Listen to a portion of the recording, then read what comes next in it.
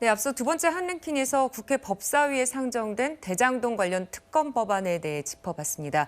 이번엔 이른바 50억 클럽 특검에 대한 한동훈 법무부 장관의 입장부터 영상으로 보겠습니다.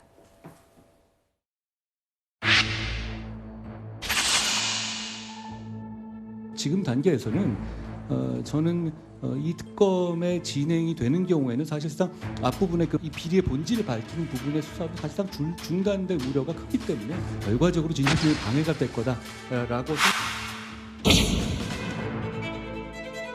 지금 50억 클럽 특검을 하자고 한다면 그거는 수사의 대상에서 이재명 대표하고는 관계가 없습니다. 이재명 대표와 50억 클럽 무관하다 말씀하시는데 그렇지 않죠. 왜냐하면 개인 사건의 본질이고 거기에 대한 핵심 피의자로서 기소된 분이 이재명 대표시고, 그리고 그 로비는 그 배임을 상업적으로 방어하기 위한 차원에서 이루어진 로비입니다. 그게 어떻게 불가분의 관계가 아닐 수 있겠는지 그 정도 말씀만 드리겠습니다. 네, 민주당은 50억 클럽 특검 수사 대상과 이 대표 관련이 없다 이렇게 강조를 하고 있습니다. 따라서 이 대표 방탄을 위해서 특검을 추진하는 건 앞뒤가 맞지 않는다는 건데요. 반면 한 장관은 이재명 대표가 50억 클럽과 무관하지 않다 이렇게 재반박을 또 했습니다.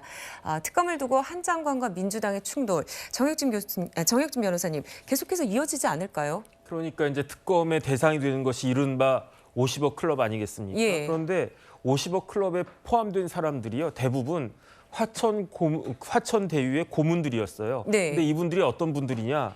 대한민국의 최고위급 판사와 검사들이었단 말이에요. 예. 그런데 화천대유 직원이 몇 명인지 봤더니 16명이거든요. 그런데 고문들 숫자가 화천대유의 직원들보다 훨씬 더 많아요. 한 2배쯤 많아요. 네. 고문이 한 30명쯤 된다고 그러더라고요. 예. 그런데 이렇게 조그만한 회사에서 그 사원들보다 2배나 되는, 그것도 최고위급 판검사들을 왜 고문으로 모셔가지고 수천만 원씩 그러한 고문료를 갖다 지급을 했을까? 그러면 결국은 뭔가 이렇게 그 구린 것이 있기 때문에 그런 것이 아니었을까라는 추측이 가능할 수밖에 없고요. 네. 그렇다라고 하면 그것은 무엇인가? 뻔하지 않습니까? 화천대유가 한 것이 무엇입니까? 그것은 결국은 대장동이었기 때문에 예. 대장동 관련해가지고 지금 드러난 모든 것들을 갖다 보면은 결국은 이제 뇌물이 있었는지 없었는지는 모르지만은 일단 검찰에서 기소한 것만으로도 엄청난 규모의 그 배임이 있었으니까, 업무상 배임이 있었으니까. 그런데 그 업무상 배임의 가장 몸통은 누구였느냐? 결국은 당시 시장이었던 이재명 대표 아니겠느냐? 그렇기 때문에 이 부분이